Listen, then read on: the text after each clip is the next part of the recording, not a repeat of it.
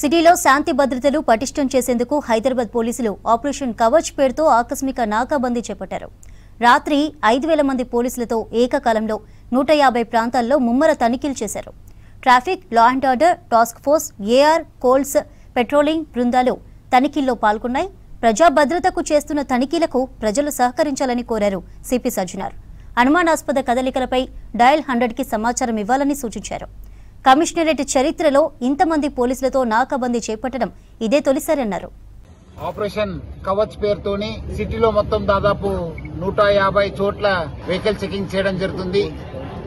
సంశయాస్పద వ్యక్తుల్ని, సంశయాస్పద వెహికల్స్ ని, అదేవిధంగా డ్రగ్స్ కోసము దొంగతనం చేసిన వెహికల్స్, నంబర్ ప్లేట్ లేని వెహికల్స్ ని, అదేవిధంగా వేరే ఇల్లీగల్ యాక్టివిటీస్ లో ఇన్వాల్వ్ అయ్యే పర్సన్స్ కూడా చెక్ చేయడానికి ఒక ఆపరేషన్ కవచ్ ని మనము ప్లాన్ చేయడం జరిగింది.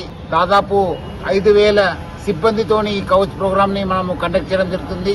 రాత్రి 10:30 గంటల నుంచి ఉదయం 12:30 గంటల దాకా ఆల్మోస్ట్ తెల్లారుజామున దాకా మనము ఈ వెహికల్ చెకింగ్ చేయడము, తర్వాత కొన్ని ఏరియాస్ లో ఫుడ్ పెట్రోలింగ్ చేసి ఆ ఏరియాని డామినేట్ చేయడం జరుగుతుంది.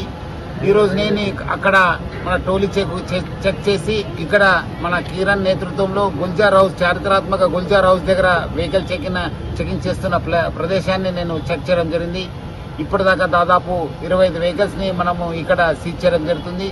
అదేవిధంగా వేరే దగ్గర కూడా కొంతమందిని మనము చెక్ చేయడం జరిగింది. కొన్ని వెహికల్స్ కూడా డీటెయిల్ చేయడం జరిగింది. ప్రజలందరూ కూడా ఈ ఒక వెహికల్ చెకింగ్ చేస్తున్న సమయంలో మా సిబ్బందికి కోఆపరేట్ చేయాలని చెప్పి నేను ప్రజలందరూ కూడా మరీ కోరుతున్నాను.